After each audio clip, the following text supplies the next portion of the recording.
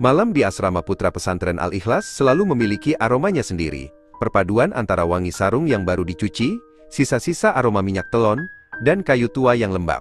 Di sudut kamar lantai 2, Fikri terjaga.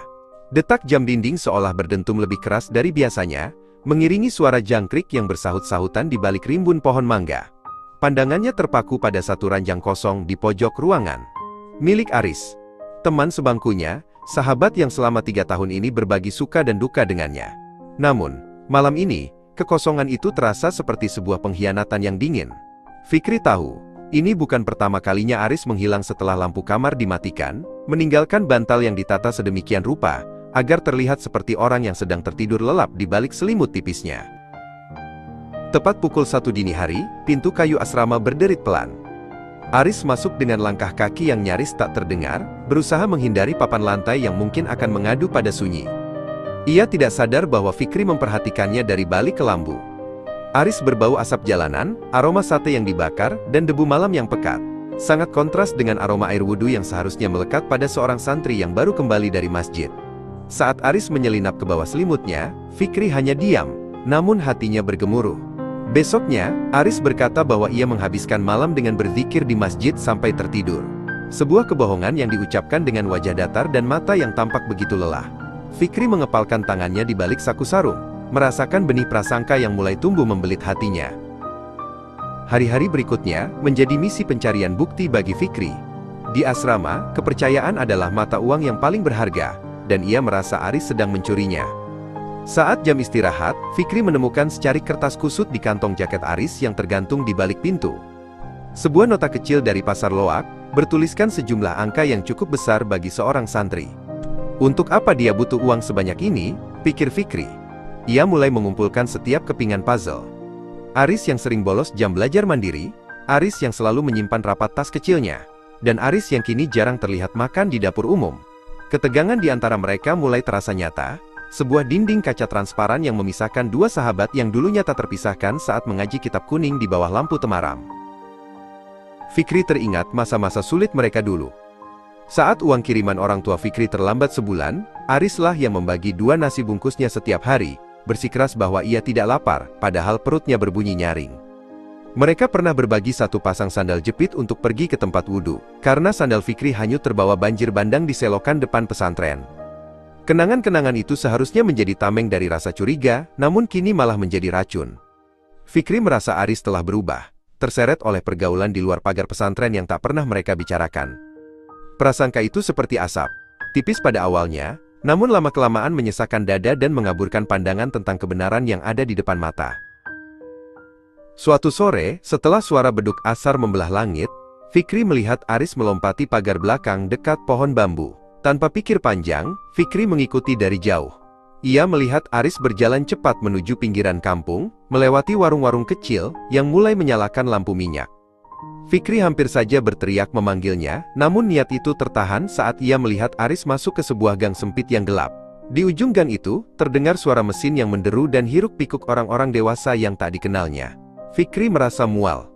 Ia yakin, Aris sedang melakukan sesuatu yang melanggar aturan berat pesantren. Malam itu, Fikri memutuskan, ia tidak akan membiarkan sahabatnya hancur. Ia akan menunggu Aris di balik pintu utama asrama dan mengkonfrontasinya sebelum semua terlambat. Sementara itu, di bawah lampu jalan yang berkedip-kedip di pinggiran pasar malam, Aris menyeka keringat di dahinya dengan lengan baju yang kotor. Tangannya yang kasar, memegang sapu lidi besar, membersihkan sisa-sisa sampah di sekitar wahana komedi putar yang sudah berhenti beroperasi. Ia tidak peduli dengan lelah yang menusuk tulang atau rasa kantuk yang menggelayut di kelopak matanya. Setiap rupiah yang ia kumpulkan malam ini adalah sebuah harapan. Di dalam tas kecilnya, tersimpan sebuah rahasia yang ia jaga dengan seluruh kekuatannya. Aris tahu ia melanggar aturan, ia tahu ia berisiko dikeluarkan, namun ia merasa ini adalah satu-satunya cara untuk membalas sebuah kebaikan yang tak ternilai harganya, meski ia harus dicap sebagai pembohong oleh orang yang paling ia sayangi. Malam penentuan itu tiba. Udara terasa lebih dingin, menusuk hingga ke sumsum tulang. Fikri berdiri di balik pintu kayu asrama yang berat. Badannya bersandar pada dinding yang lembab. Tangannya mengepal kuat, hingga buku-buku jarinya memutih. Ia sudah menyiapkan kata-kata pedas, sebuah tuduhan yang telah ia asah selama berhari-hari dalam pikirannya. Ia merasa dikhianati oleh kejujuran yang hilang. Suara derap langkah kaki terdengar dari koridor luar, mendekat perlahan tapi pasti.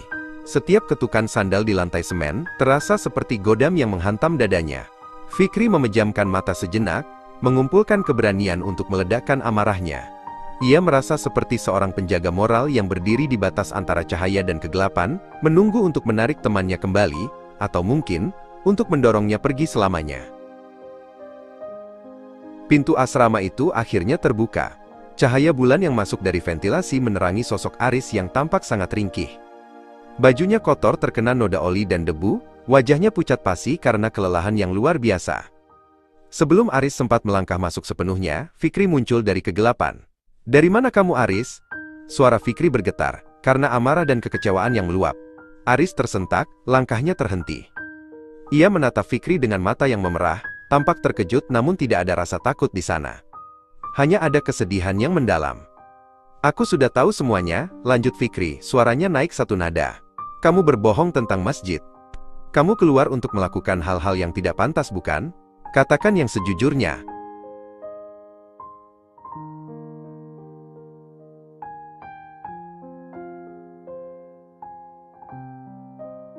Aris tidak menjawab dengan kata-kata. Dengan tangan yang gemetar, ia merogoh tas kecilnya dan mengeluarkan sebuah bungkusan yang dibalut plastik bening. Di dalamnya, terdapat sebuah kacamata baru dengan bingkai sederhana, persis seperti kacamata Fikri yang pecah sebulan lalu, dan belum sempat diganti karena kendala biaya. "Ini untukmu, Fikri," bisik Aris lirih. "Kacamata lama kamu sudah tidak bisa dipakai mengaji, kamu selalu sakit kepala setiap malam karena memaksakan membaca. Aku bekerja di pasar malam, mencuci piring dan menyapu, supaya bisa membelikan ini. Aku minta maaf harus berbohong, aku hanya tidak ingin kamu merasa berutang budi." Aris menyerahkan bungkusan itu, dengan tangan yang penuh bekas luka goresan mesin dan kapalan.